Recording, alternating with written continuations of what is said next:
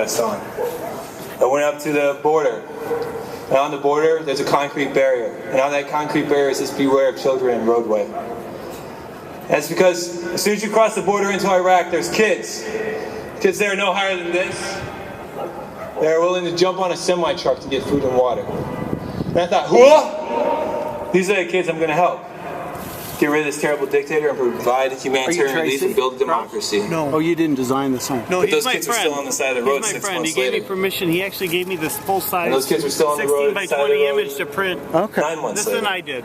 And 12 months. And 13 Michael months. Krieger on and 14 months. And 15 months later. On my last convoy out of Iraq, my squad leader, Sergeant Holland. And that's the truth. You can he cried for 3 hours. That's history. Hitler abolished the unions. Yeah. That's history. But Walker hasn't abolished. That's a question I've been dealing with for a long time. What have I done? On it. That's so I came home. I wanted to start standing in solidarity and starting fighting for peace to get my brothers and sisters home. Did I vote for Obama? Yeah. I joined Iraq Veterans Against the War. Invasion of Libya? I started speaking out. In 2009, I had the opportunity the military, using military force.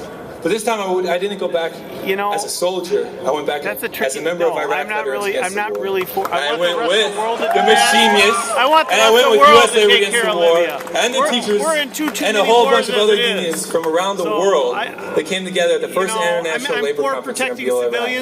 And that's where I heard the story of the oil workers in Iraq and the fact that they stood up for their rights, and they kicked Halliburton out of their factories and out of their refineries.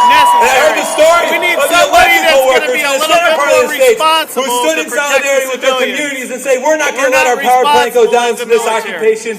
We're going to stand up and take care of our power plant. We're going to keep making it work. And they did direct action, and the government called and said, you got to stop pissing off the U.S. military. And they said, no, this is for our communities, our families, and we're not going to stop. President Clinton says his greatest regret as president was that he didn't use military force to protect Rwanda from genocide.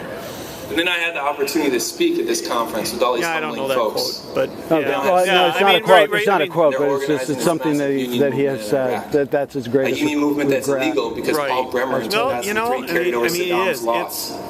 These are difficult decisions you have to make, but you have to do them the right way. That's what I was a part of fighting. Or you're going to get yourself in trouble. Like, look at us in Iraq. I mean, everything we did was wrong. So. When I spoke, I said I was here in your country. Everything we're doing is wrong. You can't be sending tomahawks. For that, I'm sorry. And cruise missiles, into villages. So you're disappointed in Obama. I mean, I take it that you voted for him thinking, okay, this is going to be an anti-war president. He's going to get us out of Iraq. He's going to get us out of Guantanamo. He's going to get us out of Afghanistan. And he's gotten us deeper in. And now he's getting us militarily involved in Libya. They started walking up towards the stage. If you look at the other side, they're worse. I mean, what would we be doing if we were a Republican? Look at what the Republicans are doing here. They have no conscience whatsoever of what they do or who they hurt. And they're essentially owned by big corporations. All he said was, and when you sit there and look at, Scott Walker and all of the Republicans, they're in the back pocket of big business. They don't care about that's solidarity. And that's why we're out here together. We're here to connect with what's going on in Iraq, what's going on in Egypt, what's going on with our brothers and sisters in arms, with what's going on right here in Wisconsin, and the union busting that's happening right here. And that's why we call this rally. Wages. But the veterans called this rally. He needs to do his diligence. We don't have a big union backing us, helping us pay for this and funding this rally, so we need your help. His way is right. Our members are going around collecting donations, and we really need a lot of help pay for this stage. But instead what he's doing is he has given a tax break to the rich, and now he's asking state workers to pay for that tax break. And that's not right, because it's all of our responsibility. If these teachers and union workers are being paid a fair wage, and he hasn't proved they aren't, then it's all of our responsibility to pay for that tax break that he gave to his buddies. Throw a little dollars in the bucket. Thank you. I mean, it's so only the rich got the tax break. Stand in. Stand in. TB? Is that Tampa Bay?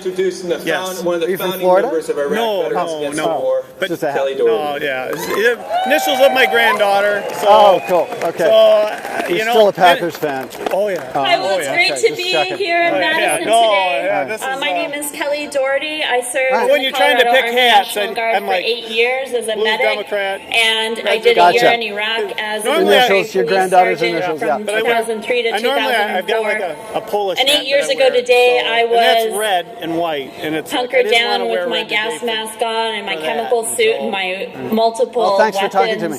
Appreciate it. While Scud missiles came into Kuwait because the U.S. had launched its invasion against Iraq, and shortly after that, I went into Iraq and spent the next year there.